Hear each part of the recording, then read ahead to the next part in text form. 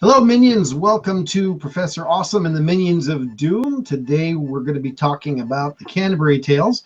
One thing to note, I am netcasting an entirely new location with a different microphone and all sorts of other things. So I can see it looks a little bit grainier than it normally does. The other thing is that where I am, we've had some internet issues lately. So we're playing Russian roulette with Comcast cable. If the Comcast internet goes out, then the netcast will come to an abrupt end. And if it doesn't, then I'm afraid you'll have to suffer through the rest of this. Today, I have as my guest to talk about the Canterbury Tales, Venomous Girl. Venomous Girl is a former boss minion of Doom. She was head minion for how long were you head minion for? I think for like a semester and a half, maybe. Right. I had a lot of stuff to do. What was the worst, the absolute worst thing that you had to do as minion? Besides Copy and paste really weird hell words. Like when I was doing the IPA stuff, that was the worst because there was no coding to do for it. You had to go copy and paste some of those. What is hell? History of the English language, but it is also hell. It is both. That class is, indeed. So she's here today to talk about Canterbury Tales, and the four tales that we're really covering in the Britlit class that I'm doing this semester are the Wife of Bath's Tale, the Miller's Tale, the Partner's Tale, and the Nun's Priest Tale. And you have some unfinished business from class where you got into it with another student about your theory about the Wife of Bath. So let's hear you tell us about the Wife of Bath. Okay, we had a discussion board back in the day, and I was saying that the Wife of Bath was totally a Black Widow. She was marrying old guys because she knew they were going to die soon, so she was going to inherit all their money and make money when they want to have sex with her. So she was just making bank. And then fourth husband, and he died conveniently while she was on a pilgrimage. Poison. And so she'd met her fifth husband while she was married to her fourth husband. Coincidence? I think not. And the guy, the fifth one, Jakin, is that his name? Jenkins. Mm-hmm. Jenkins.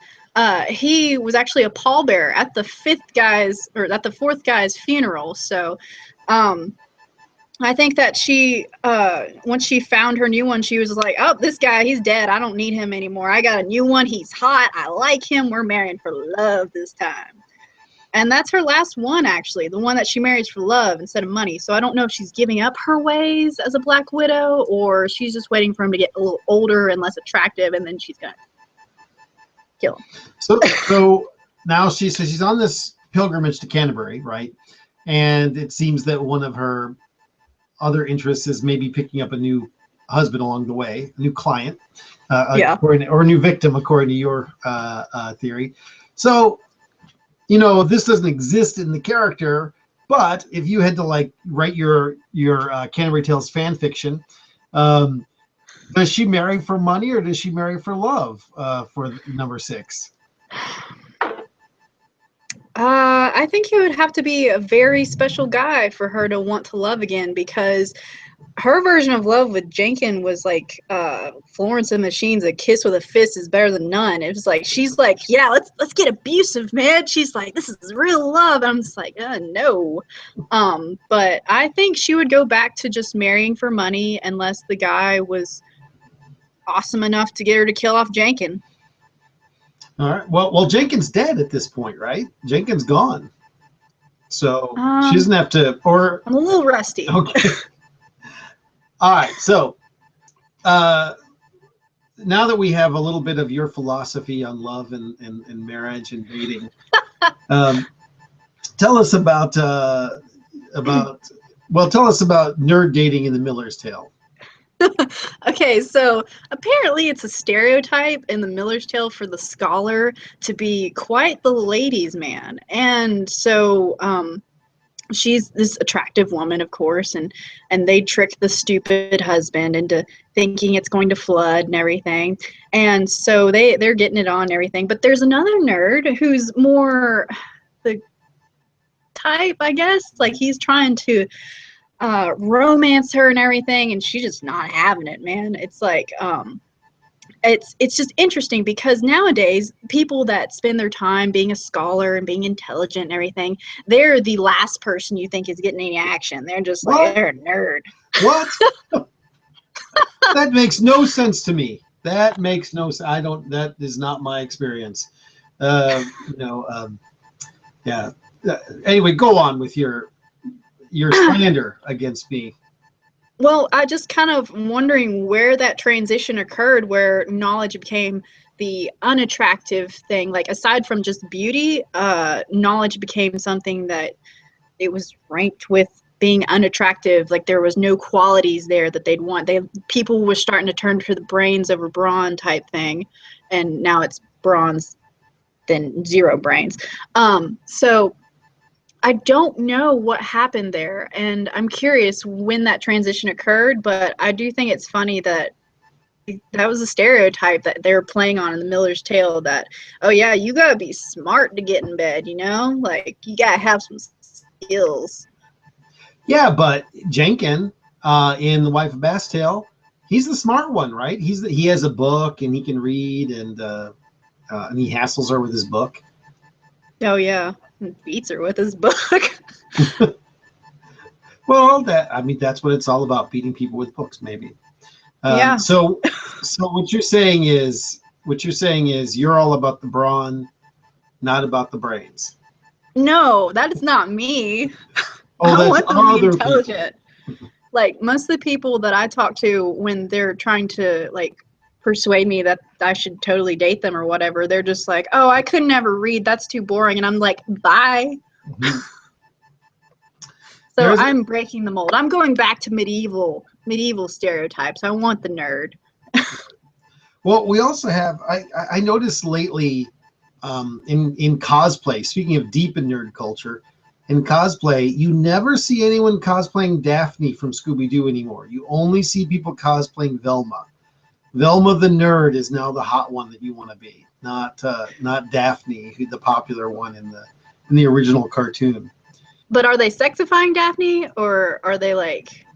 Oh, Velma, totally Velma, sexifying. yeah. But I suppose the idea is that she's already that Brainy is hot. Oh, well, that's like those weird gamer nerds ones where it's like a chick has glasses on that obviously have no lenses and she's like biting an Xbox controller. Is that really nerd? No, there's nothing that a hot girl likes more than eating an Xbox controller. That's just good. That's very tasty. Speaking of nerds and geeks and dorks and dweebs, tell me about Harry Potter. Okay. So, I'm a nerd. You can send your hate mail Harry to. Potter. You could tweet your hate mail to @RSNokes on Twitter. And if you go on. And when I first read The Partner's Tale, I really did think of the Tale of the Three Brothers, and is how the brothers encounter death because he feels like he's been cheated because they cross over a river where most people generally die. And as a reward, he gives them whatever they ask for. One asks for a wand that can defeat anybody, one asks for a resurrection stone, and the other one asks for an invisibility cloak. And the first two end up kicking the bucket pretty quickly because, one, he's very violent and people kill him for his wand. And the other one, the being surrounded by dead people that he loves and lost, he kills himself so he can join them. And so Death's gone 2 for 3 already. And then the other guy, he just wanted to live a long life. And then he goes with Death like an old friend. In The Partner's Tale, they're not brothers, but they're buddies, and everyone knows that that's a bro. Someone got killed, and they're just like, we're gonna go find Death, we're gonna kill Death. And Death tells, oh, he's over by that tree, and they go there and they find money, which is another reward. Mm-hmm. And they go to celebrate, and one goes to get drinks, and the other two conspire to stab him when he comes back. But that guy's also got the bright idea, I'm going to poison the drinks. So they kill him, they take the drinks, they drink them, and they all end up dead. And so death, anytime you go looking for death, even when you're not, even when you try to cheat death, he's going to get you in the end. And I thought, I don't know if J.K. Rowling was thinking about that when she wrote it, but I thought the similarities were worth noting, at least. Well, let's assume, because I think you're probably right, it's probably an homage to it. So let's assume that she's paying homage to the Canterbury Tales, the Partner's Tale. So if you take the idea of that and then her that adaptation of it, what is she trying to say? How is she trying to use the Canterbury Tales to affect the way that you read the story of Harry Potter? Well, I think she was just trying to show like how you need to appreciate life. Like what he wanted was to take life from everybody else with the wand, and the next one just wanted to dwell on the past, which isn't living, as Dumbledore says. And so the one who just wants to have the cloak to avoid unnecessary deaths and everything, but just enjoys his life, lives it, gives it onto his son, which is selflessness, instead of just trying to live forever. I think what she was trying to say is that you need to just take life as what it is and everything. Don't be trying to make yourself better or just dwell on the past and everything. That just live your life, like live in the moment. Well, and don't kill your friends for money is my yeah true Partner's Tale. And you had one of my favorite what is, so let's talk about the Nun's Priest tale. The Nun's Priest is one that has talking animals, and it's kind of a fable kind of tale. What in the pre-show you're talking about the moral of that story. What's the moral of that story? The moral of the story, they say, is to never listen to a flatterer, which I can see. But what I got from it was don't listen to your wife and totally follow your dreams that you have. Right. And I was like, okay, because it's very Aesop fably. It's like you got this awesome rooster and his awesome chicken wife. They're just going on about how awesome they are, and he has a bad dream. Heaven forbid he has a bad dream. The wife's just like, how dare you be upset by this? I was like, what the heck? But you don't need to listen to that and everything. And then he tells her like several references of dreams where you do need to take them into consideration. And then he gets attacked by a fox like he dreamed, and and then he was just like, what? No, woman.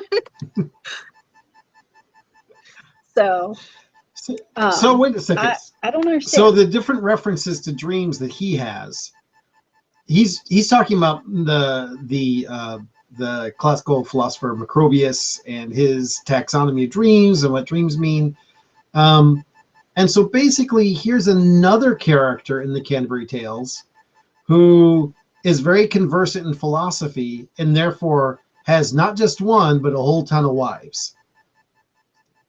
So apparently the subtext of the entire Canterbury Tales is nerd is hot. Is that really what we're getting at here? I guess. I would agree with that, personally. And if you're not nerdy enough, your wife may kill you. Yeah, I totally think she's going to kill him. Like, as soon as he's just like, babe, I don't want to read anymore, and she's like, sorry. She's going to kill him. All right. Well, any last things you want to share with us on your musings about the Canterbury Tales? No. Okay. All right. Well, thanks. You don't have to have anything else. That's cool. Okay. Well, thank you, Venomous Girl, for joining me today. I cannot believe that the internet actually held out. I was confident it was going to fall. And so those of you who are listening to this in the later audio podcast, the outro music we're going to have is by Lady J, the CEO. That's her name, Lady J, the CEO. She's with Wreck the System, and it's from her album Fantasy 2, New Beginnings, and it's the song Last Laugh, and I chose it because there's an animal motif, and it reminded me a lot of the Nun's Priest tale. So thank you all for joining us. Thank you, Venomous Girl, for coming on and telling us about how nerds are hot. Yes, they are. Okay. Bye, minions.